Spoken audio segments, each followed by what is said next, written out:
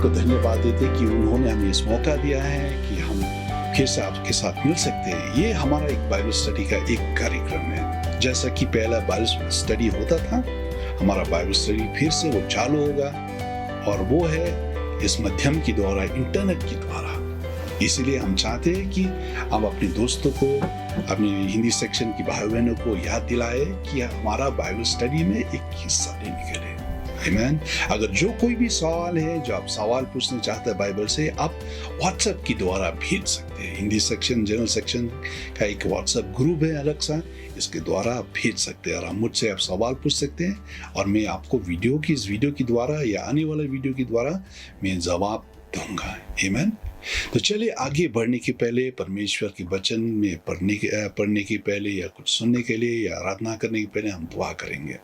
पिता परमेश्वर, हम आपको धन्यवाद देते हैं इस मौका के लिए। आपने इस मौका हमें दिया है ताकि हम इस माध्यम इंटरनेट के द्वारा हम आपकी परमेश्वर, आपकी भाइयों बहनों के साथ एक साथ हम मिल सकते हैं, आराधना स्तुति करने के लिए, परमेश्वर के वचन से सुनने के लिए। परमेश्वर, हम दुआ करते ये समय जो है आप हमें अभिषेक देंगे, आप ज्ञान देंगे, बुद्धि दे, हमारा आंखों को खोल डालेंगे। अगर आंखों में अगर कोई भी पट्टी है, हम दुआ करते कि ये सब पट्टी हट जाए, और कानों पे कोई भी पट्टी है परमेश्वर वो निकाल जाए। परमेश्वर, अगर कोई भी पर्दा है वो हट जाए, ताकि हम सच्चाई को देख सकते हैं, सच्चाई के मुताबिक अपने जीवन को जिए। परमेश्वर, हमको धन्यवाद देते इस मौका के लिए। सारा समय आपके हाथों पे हम सौंप देते हैं, मसीह के नाम में हम मांगते हैं, आमीन। आमीन। तो बाइबल स्टडी में पढ़ने के, परमेश्वर के वचन में जाने के पहले चले हम आराधना और स्तुति करेंगे। आप अगर कुछ भी करें साथ में, इस थोड़ी समय के लिए आप सारे काम आप रख दीजिए और ध्यान देंगे परमेश्वर की आराधना करते हुए, परमेश्वर की स्तुति करते हुए, परमेश्वर के वचन में पढ़ते हुए। तो क्यों हम वो गीत हम गाए, सिय्योन देश हमारा है देश, रहते हैं हम परदेश। ये हमारा देश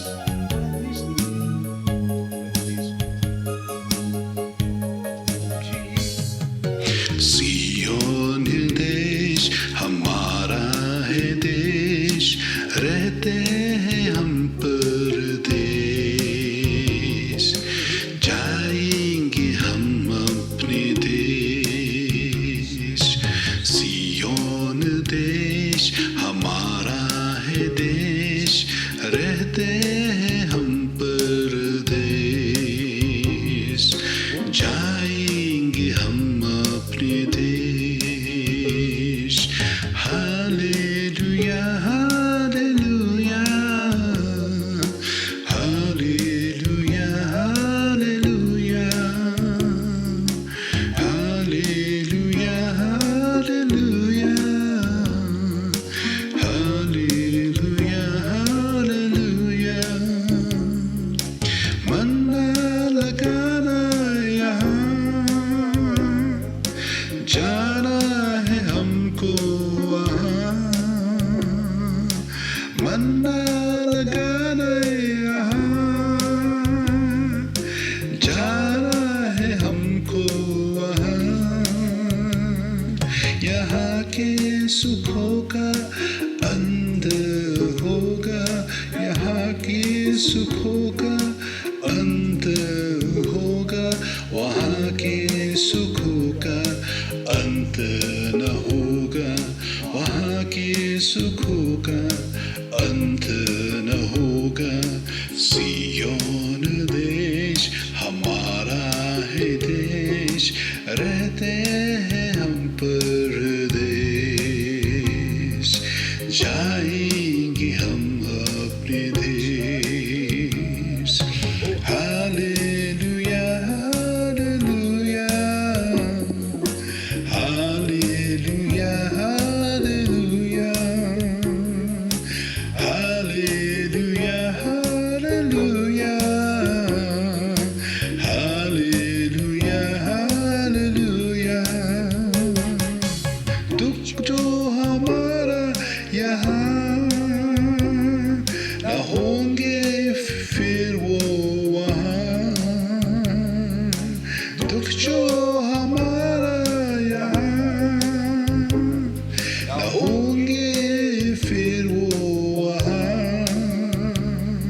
सारे दुखों का अंत होगा, सारे दुखों का अंत होगा।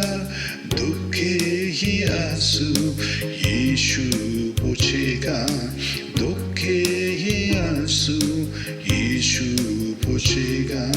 सिय्योन देश हमारा है देश, रहते हैं हम परदेश, जाएंगे हम अपने देश। Hallelujah hallelujah hallelujah hallelujah hallelujah hallelujah hallelujah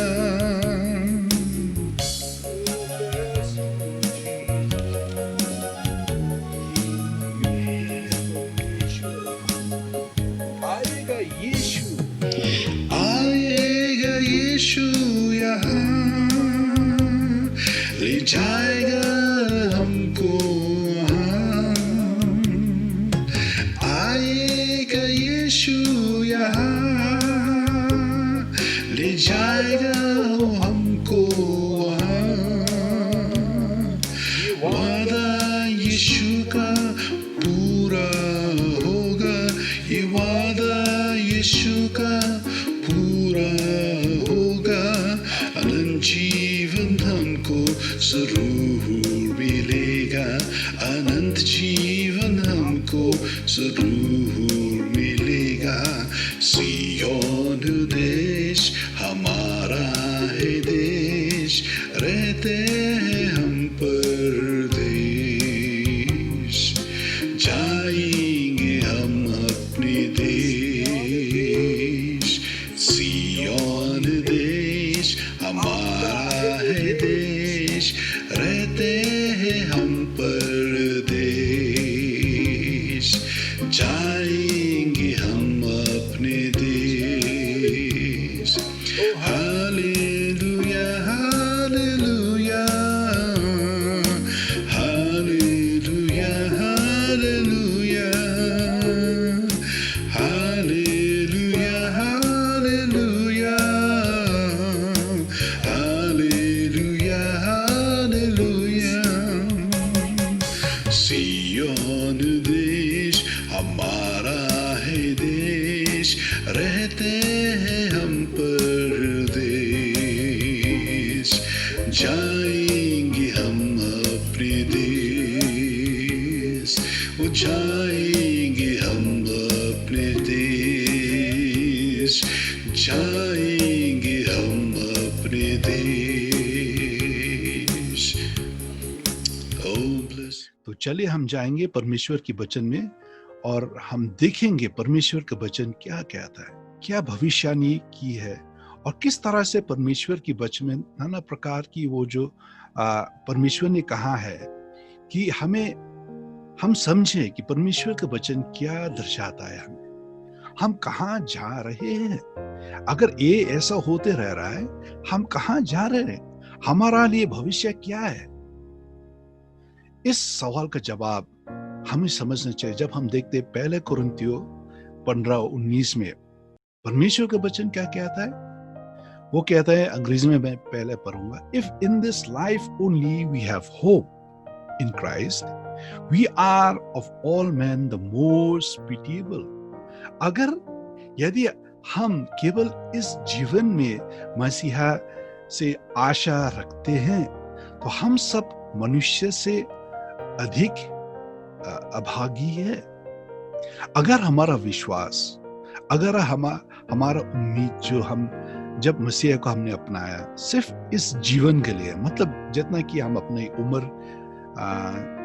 काटते इस धरती पे, अगर परमेश्वर ने चाहे 60, 70, 80, 100 या 100 से भी ज्यादा हो सकता है। अगर एक आदमी का जीवन जितना उसका उम्र हो, सारी आशा बस खाली उतना 100 साल के लिए या 60 साल या 80 साल के लिए हो, तो हम और कोई लोग से अधिक कैसे हुए। हम भी एक जैसा है। लेकिन हम परमेश्वर को धन्यवाद देते हैं। परमेश्वर के वचन ये कहता है कि हमारा विश्वास इस जीवन से भी अधिक है। हमारा ये आशा जो है इस जीवन में जितना समय हम काटते हैं इस धरती से भी बढ़कर है। हमारा आशा परमेश्वर के ऊपर सिर्फ इस धरती में जितना हम सालों बिताते हैं सिर्फ उतना से अंत नहीं हो जाता है, लेकिन हमारा विश्वास इस धरती में जब हम अपने जीवन को अंत करते हैं, हमारा और ये उम्मीद, हमारा आशा उससे भी अधिक है। आमीन। तो परमेश्वर का वचन क्या कहता है? हमारा स्थिर रहने की जगह यही नहीं है। हम तो खोज में हैं, हम तो एक तलाश में हैं। आमीन। इस देश में इतना सा लड़ाई, इतना सा विरोधी, इतना सा क्रोधी, इतना सा हिंसा जो है वो हमारा देश नहीं है। इसलिए वो गीत जो हम गाए थे, सियोन देश हमारा है देश, रह रहे हम परदेश। ये रहने की जगह जो है भाइयों बहनों वो परदेश है, हमारा जगह नहीं है।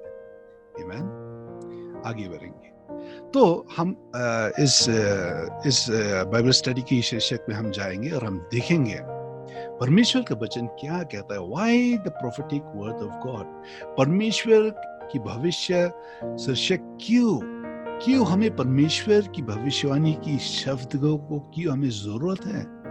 आमीन। सबसे पहले हम देखेंगे दानियल 2:20 से लेकर 22 तक।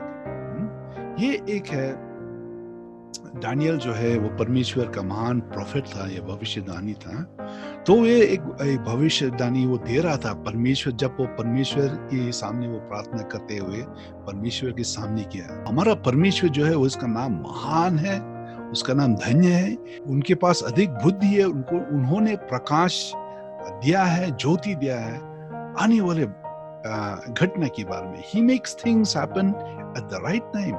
हमारा परमेश्वर जो है अच्छी सही समय पे वो क्या करता है? वो प्रकट करता है। क्या प्रकट करता है? वो प्रकट करता है सच्चाई को, उन सब चीजों को, उन सब घटना को जो घटेगा उनका कैलेंडर के मुताबिक। He gives to some kings authority to rule and he takes the authority away from other kings. He causes some people to become wise. He helps people to understand the things that they learn. हमारा परमेश्वर उनके पास अधिक बुद्धि, अधिक ज्ञान है। वो ही राजा बनाता है और वो ही शासन करता है। Amen. He explains difficult problems and secret things. और ये 22 पद जो है मैं चाहता हूं कि आप इसे आप थोड़ा ध्यान दे। वही गुप्त बातों को प्रकट करता है। आमीन। हमारा परमेश्वर जो है इस वर्ष को आप जरा सा आप नोट कीजिएगा। वही गुप्त बातों को, अनजाने बातों को, जो लोगों की समझ की बाहर है, उन सब बातों को वो क्या करता है? वो प्रकट करता है। और वो प्रकट करता है सिर्फ उनकी अपनी प्रिय जन को दिखाता है, और कोई ऐसा वैसा आदमी जिनके संबंध नहीं है उनके साथ, उनको वो नहीं दिखाता है। आमीन। वो गुप्त बातों को प्रकट करता है। वो ही जानता है कि जो कुछ बातें, जो कुछ चीजें जो अंधेरा में, वो क्या करता है? वो प्रकाश देता है, वो उसको साबित करता है कैसा है वो। आमीन। ये है हमारा परमेश्वर। इसीलिए भाइयों बहनों, हमें परमेश्वर, अगर हम जानना चाहते क्या घटना घटेगा, आने वाला दिन में क्या होगा, हाँ, अखबार में तो हम पढ़ते बस वो सब घटना जो घट गया है, लेकिन परमेश्वर की वचन जो है वो आपको बताएगा आने वाला कल क्या होगा। आप अगर जानना चाहते कि आने वाला कल के दिनों में क्या होगा, आप परमेश्वर के वचन में आप ध्यान दीजिए, तब ही आप समझ पाएंगे। आगे जाएंगे। दूसरा है, सबसे पहले हम देखेंगे it is a light in a dark place, या एक अंधेरा जगह में वो एक प्रकाश है। Number 1 point, it is a light in a dark place. अंधेरा में वो एक रोशनी है। 2 पत्रुस 1:19 लेकर 21 तक हम देखेंगे।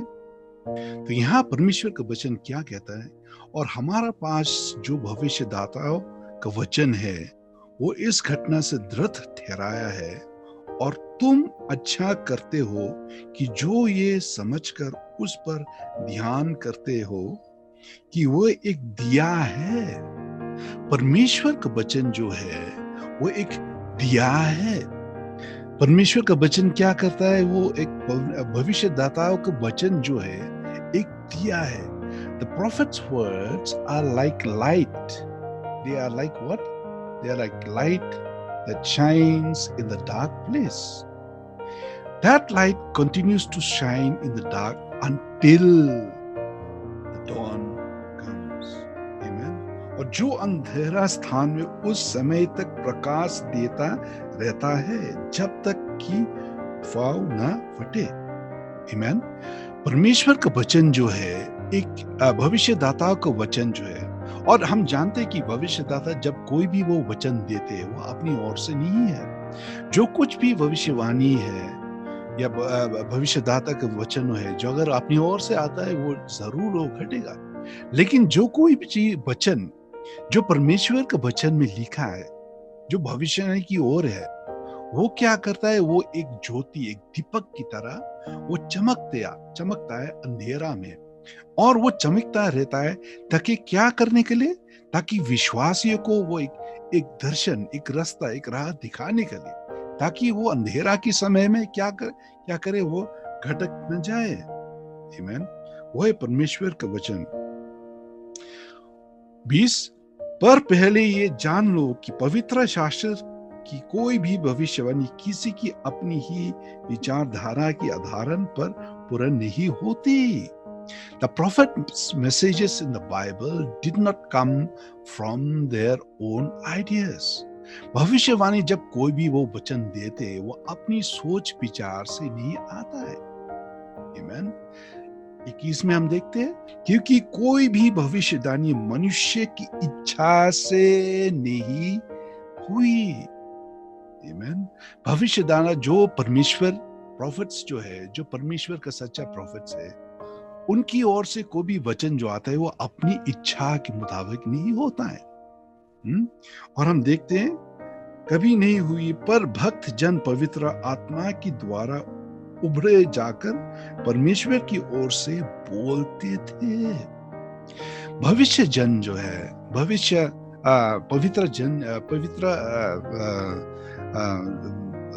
दासो जो है परमेश्वर का जो भविष्यवाणी करते हैं वो अपनी ओर से नहीं करते, लेकिन वो पवित्र आत्मा की द्वारा, मतलब कि पवित्र आत्मा परमेश्वर पिता परमेश्वर की ओर से वो वचन गुप्त बातें को समय की पहले वो प्रकट करता है। क्यों ऐसा करता है? परमेश्वर मतलब वो बताता है आने वाले भविष्य के बारे में कैसे होगा परिस्थिति, वो हमें दिशा दिखाता है। आमीन। इसलिए परमेश्वर भाइयों बहनों, आप अगर बाइबल नहीं पढ़ते तो आप नहीं समझ पाएंगे कि परमेश्वर का वचन क्या कहता है अंतिम दिनों के बारे में। और हमें परमेश्वर का वचन जानना, हमें के परमेश्वर की वचन भविष्यवाणी की वचनों को जानना हमें बहुत ही सख्त जरूरत है ताकि हम ना भटक जाए।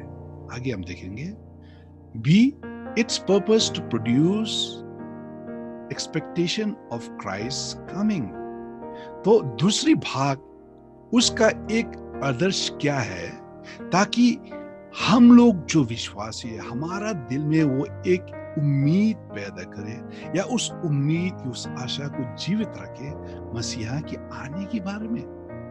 अगर हम विश्वासी हुए और हो सकता है अपनी इस जीवन की मोड़ में हम भटक जाते हैं, हम भूल जाते हैं कि परमेश्वर एक दिन वो आने वाला है, क्योंकि परमेश्वर आने की वचन जो है वो बरसों से है।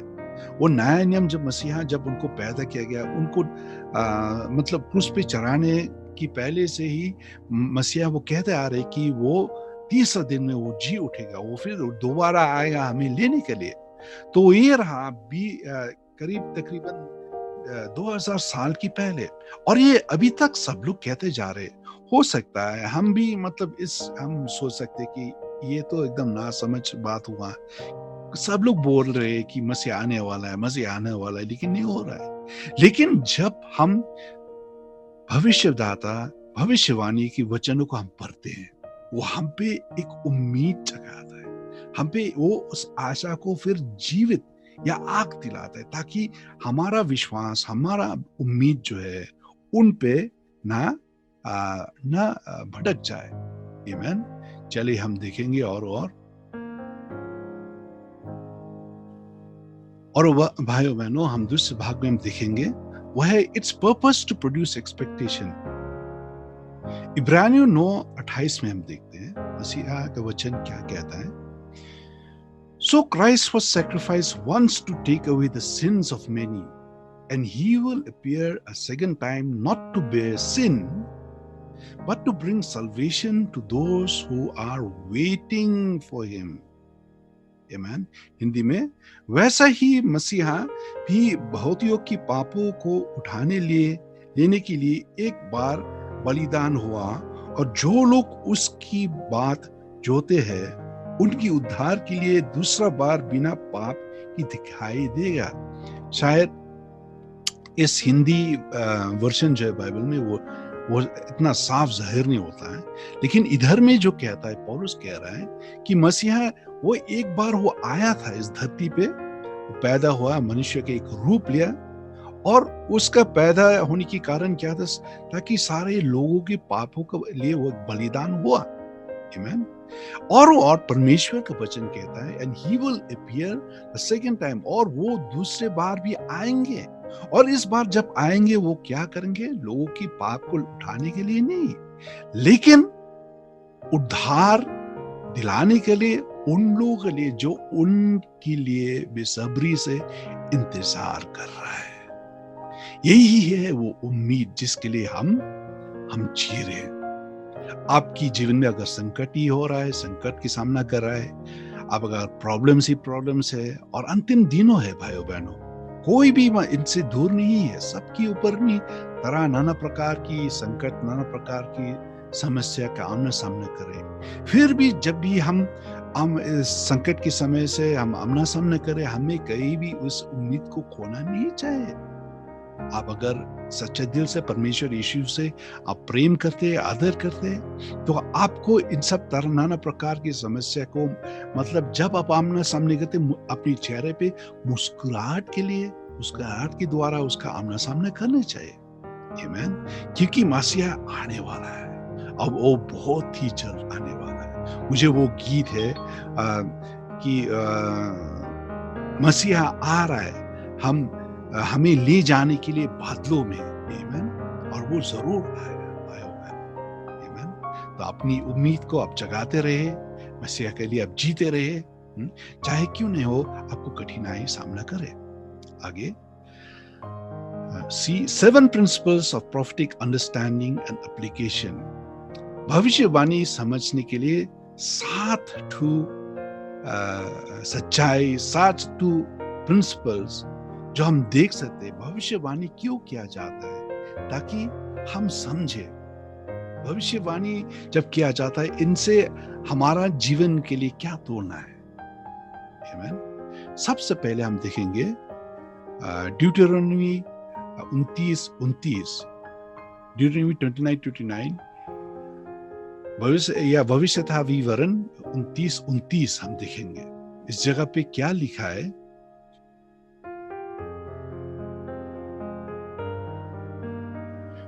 चलिए हम देखेंगे ड्यूटेरोनॉमी 29:29 या भविष्यता विवरण 29:29। आपके पास अगर बाइबल है, आप इसे जरूर खोलिएगा, या फिर नोटबुक में फिर से आप लिखिएगा। आमीन। Secret things no one can know. Amen. The secret things belong to the Lord our God, but the things revealed belong to us and to our children forever, that we may follow all the words of His law. गुप्त बातें जो है हमारा परमेश्वर यहोवा की वश में है, परंतु जो प्रकट की गई है वह सदा के लिए हमारा और हमारा वंश में रहेगा, इसलिए कि इस व्यवस्था की सब बातें पूरी ही जान। आमीन। गुप्त बातें हैं।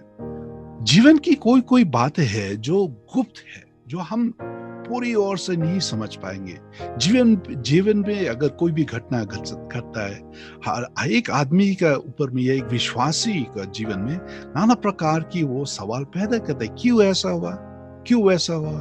अगर कोई नजदीक रिश्तेदार घर परिवार में अगर गुजर जाता है, समय से पहले हो सकता है हम सवाल पूछते क्यों वो गुजर गया, वो हमारे लिए बहुत फायदा था, क्यों एक गुजर गया, क्यों ऐसा हुआ, क्यों वो ऐसा हुआ, क्यों ऐसा नहीं हुआ?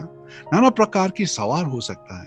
तो इसी कारण ये परमेश्वर का पथ जो है, भविष्य विवरण 29 हर एक जीवन का हर एक सवाल का वो एक तरह की वो जवाब है। कोई कोई चीज है जिसके बारे में हम जवाब हम इस जीवन में हम पा सकते हैं, लेकिन कोई कोई जवाब जो है वो गुप्त है या वो छिपा हुआ है, उसे हम नहीं समझ पाएंगे। आमीन। छिपे हुए बातें, गुप्त बातें जो हम समझ नहीं पाए, वो है परमेश्वर के हाथों में। अगर हम विश्वास रखते हैं कि हमारा जीवन परमेश्वर चला रहा है, हमें गुप्त बातें के बारे में हमें बेसब्री से सवाल नहीं करने चाहिए, अपने जीवन को तकलीफ में नहीं डालना चाहिए, क्यों ऐसा होना चाहिए। और कोई कोई आदमी जो है, क्योंकि अगर कुछ भी घटना घटता है, कोई घटना घटता है उनका इच्छा के अनुसार नहीं है, तो वो परमेश्वर से नाराज हो जाते हैं, बोलते हैं परमेश्वर से मैं और प्रार्थना नहीं करूंगा, परमेश्वर के राह में और नहीं चलूंगा, क्योंकि परमेश्वर ने हमें हमारा जवाब की दुआई नहीं देता है। कोई कोई सा जवाब, हर एक दुआई की जवाब सिर्फ हाँ नहीं होता भाइयों बहनों। जीवन का कोई कोई जवाब ना भी होता है, इसलिए अगर परमेश्वर ने ना भी बोला है, उसे हमें कबूल करना चाहिए। आमीन। तो गुप्त बातें, परमेश्वर भविष्यवाणी के बारे में, भविष्य के बारे में, वो कोई कोई सा बात है जो गुप्त है, जैसा कि हम नहीं समझ पाएंगे। और शायद क्योंकि आप तो जानते होंगे, आप अगर YouTube में देखते हैं, बहुत सारा प्रचारण दिया जा रहा है कि अंतिम दिनों के बारे में और नाना प्रकार की शिक्षा दिया जा रहा है। देखिए, वो कौन सा दिन होगा जब परमेश्वर वापस आएगा लेने के लिए हमें, उसके बारे में किसी को खबर नहीं है। यहाँ तक कि मसीहा भी अपनी ओर से वो नहीं जानता है कि उनका आने कब होगा विश्वासी को लेने के लिए बादलों में। कोई भी नहीं जानता है, किसी को कोई भी खबर नहीं है। तो ये सब बातें जो है वो गुप्त है, सिर्फ परमेश्वर पिता, परमेश्वर यहोवा का भी कोई मालूम है। अगर स्वर्गदूत अगर पुत्र को पता नहीं, मालूम नहीं, तो फिर किस तरह से हमें पता होगा? आमीन। इसलिए परमेश्वर हमें अपने आप को परेशानी में नहीं डालना है कि कहने की परमेश्वर की आने के बारे में हमें जाने, या कोई जीवन का कोई सवाल के बारे में हम परमेश्वर से खाली एकदम उसको दबाव में डाले कि परमेश्वर हमें जनाओ, हमें बताओ क्यों ऐसा हुआ, क्यों ऐसा नहीं हुआ। नहीं, ऐसा नहीं करके, बहस करके अपने जीवन को मुसीबत में नहीं डालना है। आमीन। और दूसरी बात जो है, इसमें सिर्फ गुप्त बातें नहीं, दूसरा भाग जो है, reveal things are given to them, otherwise no further revelation. देखिए, जीवन का कोई कोई सच्चाई जो है वो परमेश्वर ने प्रकट किया, या फिर हमारा विश्वास जो परमेश्वर है, कोई सी चीज है जो परमेश्वर पहले से ही वो प्रकट किया है, परमेश्वर शुरुआत से ही हमें दिखाया है। अगर परमेश्वर सबसे पहले अगर हमें वो प्यार आदर नहीं करता, वो अपनी मन की इच्छा के मुताबिक हमें अपने पुत्र को नहीं भेजता हमें उद्धार दिलाने के लिए। परमेश्वर हमसे प्रेम करता है, वो नहीं चाहता है कि हम पाप की जंजीर में पड़ते रहे जीवन भर के लिए, इसलिए वो एक रास्ता खोले अपने पुत्र के द्वारा। और वो बात वो बरसों से वो भविष्यवाणी भविष्यदाता के द्वारा वो बोलते आ रहा है। या तो आप देखिए यशायाह की किताब में, उससे भी पहले आप देख सकते हैं कि बहुत से कई जगह में बाइबल में परमेश्वर ने प्रकट किया कि परमेश्वर समय में वो एक अपने बेटा को वो भेजेगा, जिसका जन्म हुआ एक स्त्री के द्वारा। आमीन। और वो मसाया होगा जो सारा जगत को बचाएगा। आमीन। हम देखते हैं, तो ये है कोई सच्चाई जो परमेश्वर प्रकट करता है, और हमें जो प्रकट किया हुआ बातें को, प्रकट किया हुआ वचन को, उसका सामना करना चाहिए। आमीन। उसको अपनाना चाहिए। आमीन। चलो आगे हम देखेंगे। Given for a specific time, आमीन। या एक परमेश्वर की दिया हुआ सच्चाई जो है, परमेश्वर के दिया हुआ भविष्यवाणी जो है, एक अधिक समय के लिए है, विशेष समय के लिए। आमीन। हम देखते हुए यिर्मयाह 30:1 से लेकर 7 और 24, और उसके बाद हम उसका तुलना भी हम कर सकते हैं यूहन्ना 12:14 से लेकर 16। हम देखते क्या बोलते हैं परमेश्वर का वचन इस जगह पे।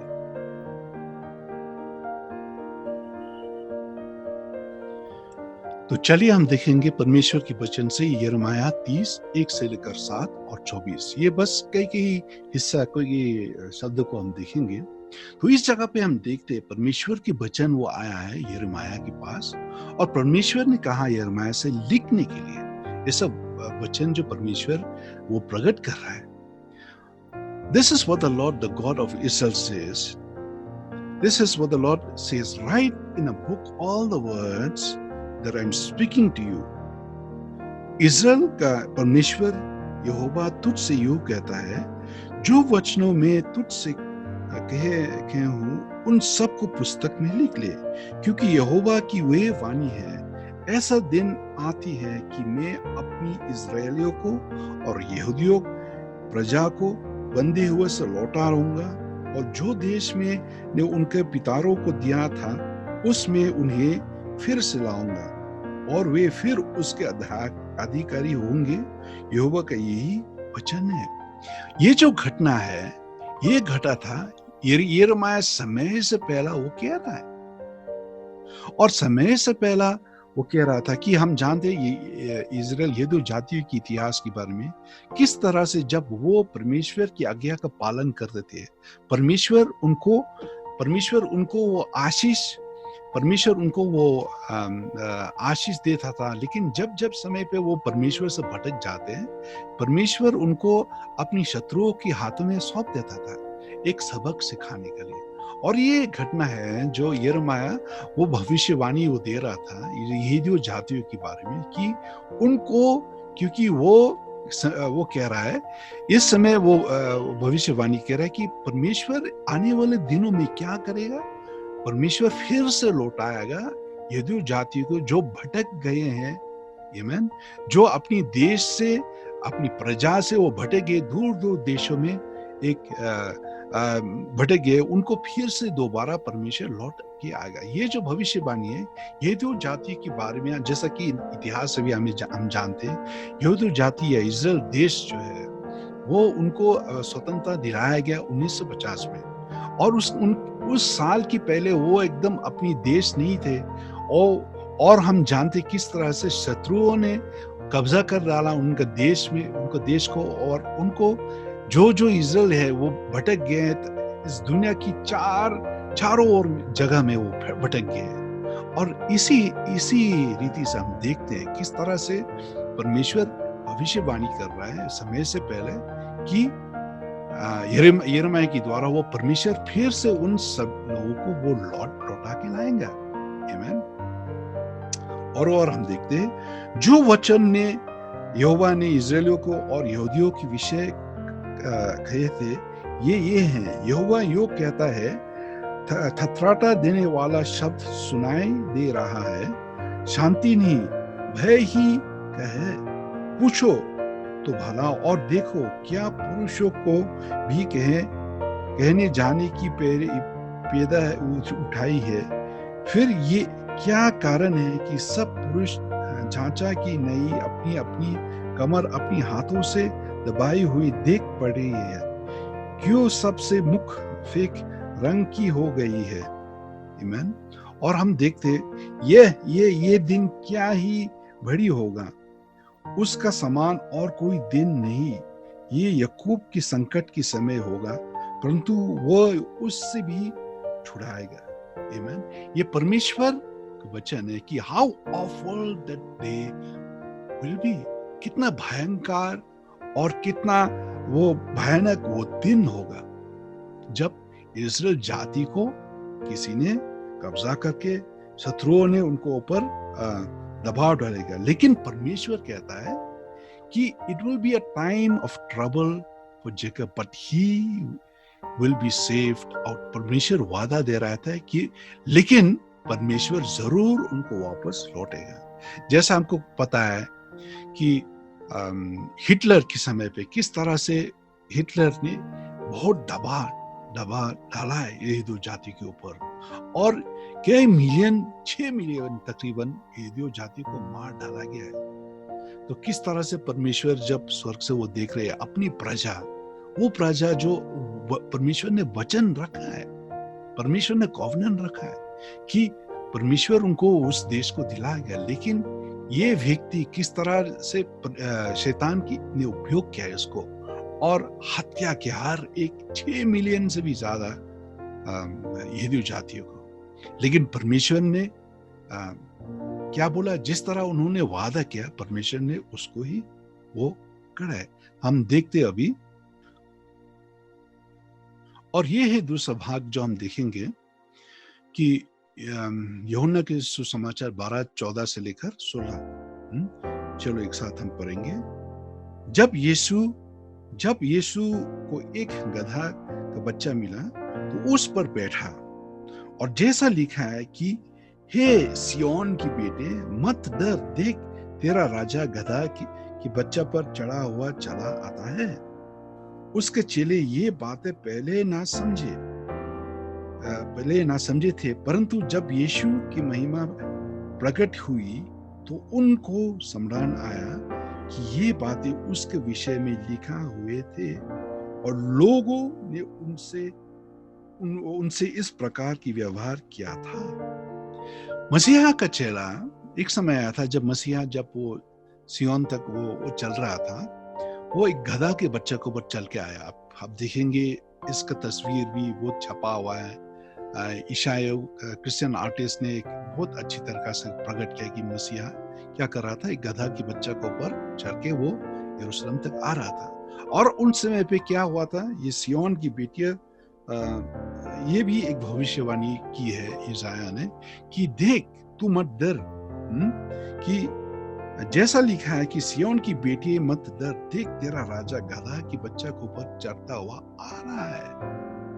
आमीन। ये भी एक भविष्यवाणी है, जैसा कि लिखा है 16 पद में। उनके चेले उस समय पे वो ना समझ हो के बैठे हुए थे, लेकिन जब वो सोच रहे उनमें से जो परमेश्वर के वचन को पढ़ते थे, तो उन्होंने बोला, उसके चेले ये बातें पहले ना समझे थे, परंतु जब यीशु की महिमा प्रकट हुई तो उनको स्मरण आया कि ये बातें उसके विषय में लिखी हुई थी। आमीन। इसलिए भाइयों बहनों, भविष्यवाणी की बातें को समझने के लिए हमें पवित्र आत्मा की सहायता की जरूरत है, ताकि हम समझ पाए परमेश्वर के वचन क्या दर्शाता है। तो भविष्यवाणी जो होता है is given for a specific time, एक विशेष समय के लिए है। आमीन। ताकि हम ना समझे कि ये जब भी कोई पद हम पढ़ते जो भविष्यवाणी की तरह है कि ये कब घटेगा, इसको तो मैं नहीं समझ रहा हूँ।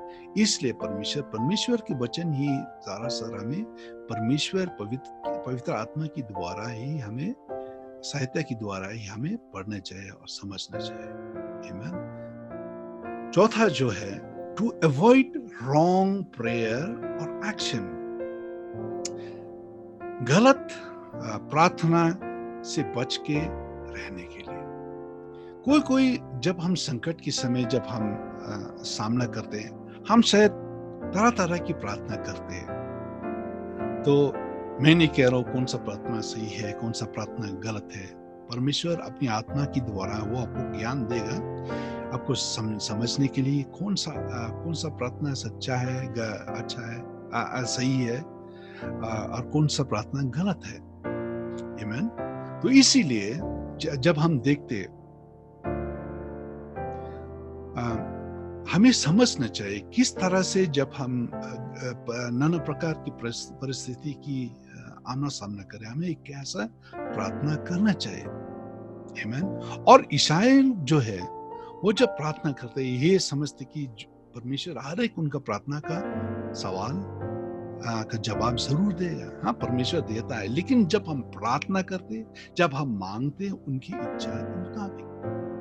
आमीन। तो एक पद है जिसके बारे में हम देखने चाहते हैं, वो है मत्ती 24:19 से लेकर 20। आमीन।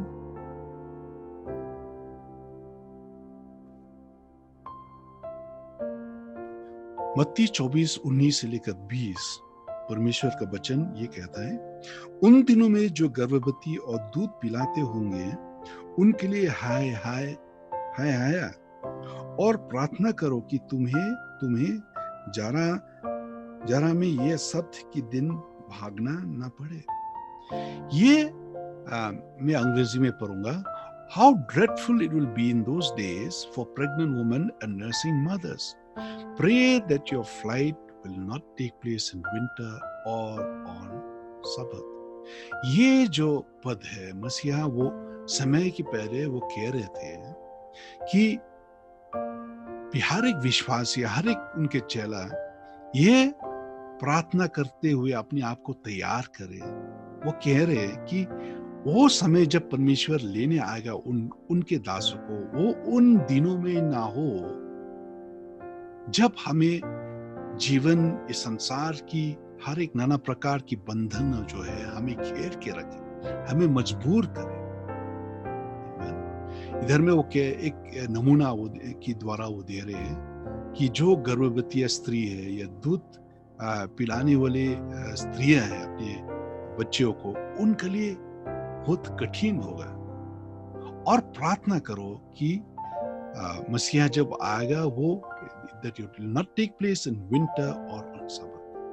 ये जो घटना जब मसीहा वो कह रहा है वो सेकंड कमिंग के बारे में, जब मसीहा जब वो वापस आएगा। इसी कारण भाइयों बहनों, जब हम प्रार्थना करते, जब हम दुआ करते, हमें अपने आप को तैयारी के द्वारा अपने आप को तैयार करना चाहिए।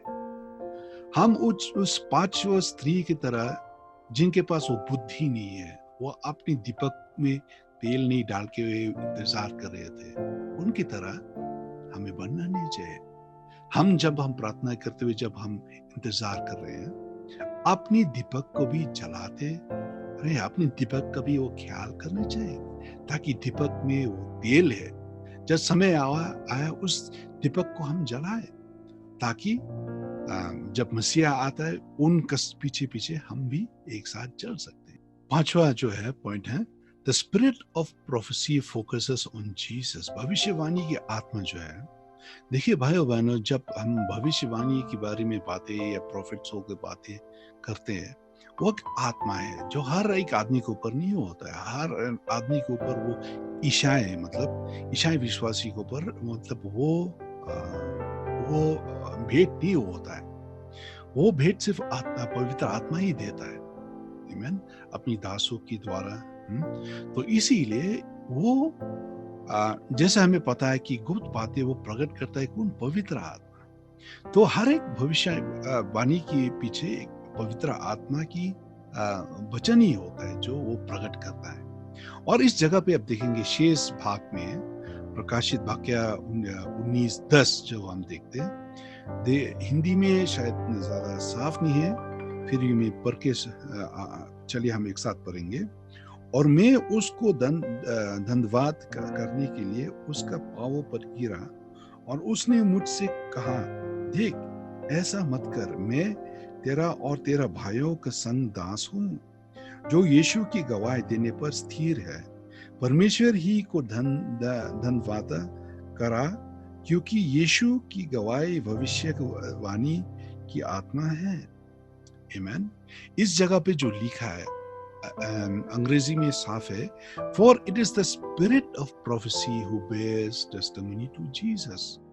या क्योंकि भविष्यवाणी का आत्मा जो है वो एक साक्षी बनता है जो परमेश्वर यीशु मसीह के बारे में वो गवाही देता है। आमीन। पवित्र आत्मा, भविष्यवाणी की आत्मा जो है हर समय यीशु मसीह को ही वो दर्शाता है, ये यीशु मसीह के बारे में वो गवाही देता है। आमीन। आगे 6वां जो है, give words the plain meaning, don't spiritualize। शब्दों को उनकी स्पष्ट अर्थ दे।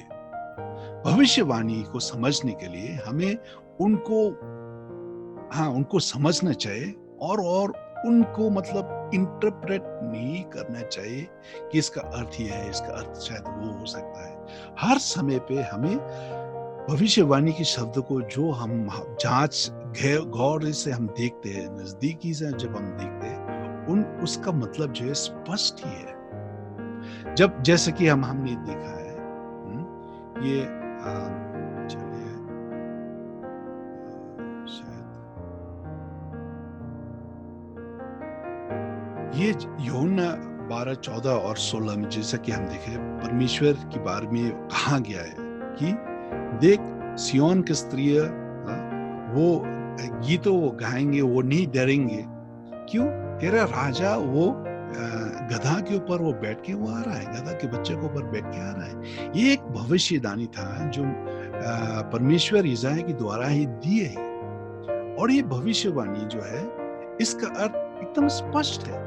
जब कहा गया है कि सिय्योन का राजा मसीहा जो है एक गधा के बच्चा के ऊपर चढ़ के आएगा, वही तो मसीहा ने की है। और इसी कारण उनका दासों ने कहा है कि इसके बारे में भी लिखा गया है। सो व्हाट से इसको मतलब हमें इंटरप्रेट ऐसा और वैसा नहीं करना चाहिए। आमीन। तो इसलिए भविष्यवाणी के वचनों जो है उनका अर्थ जो है एकदम स्पष्ट है, लेकिन उसको समझने के लिए हम अपने ज्ञान, अपनी बुद्धि के अनुसार काट के या इधर उधर करके उसको हम समझ नहीं पाएंगे। लेकिन हमें ज्ञान, हमें बुद्धि चाहिए परमेश्वर की आत्मा के द्वारा। और सातवां और जो अंतिम है, भविष्यवाणी क्यों परमेश्वर भविष्यवाणी की वचन देते हैं?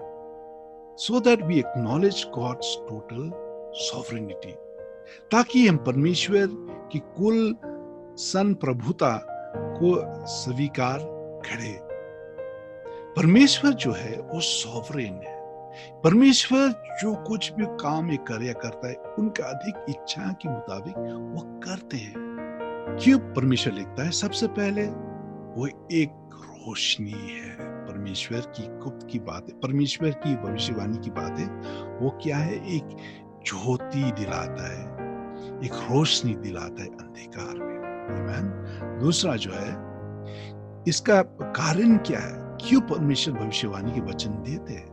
ताकि हम पे वो उम्मीद जगाए, हम लोगों के जीवन पे वो उम्मीद जगाए कि परमेश्वर जरूर आने वाला है। तीसरा क्या है?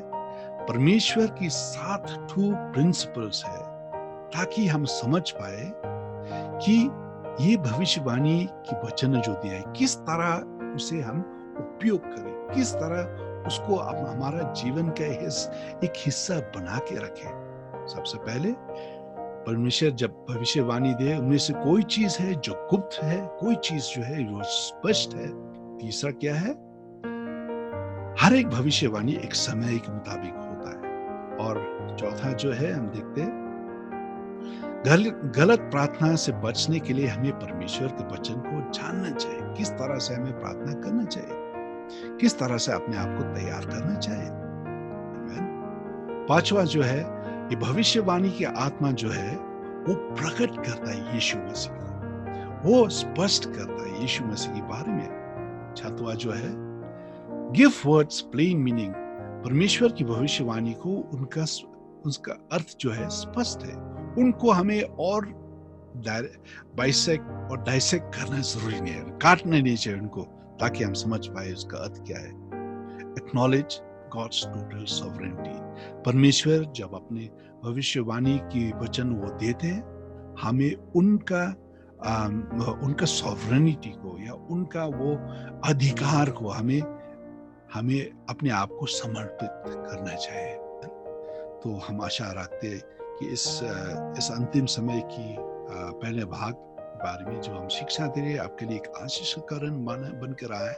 भाइयों बहनों, अंतिम दिनों में हम परमेश्वर के वचन से दूर रहना नहीं चाहिए, क्योंकि परमेश्वर का वचन जो कहा है वो उनको जरूर पूरा करेंगे।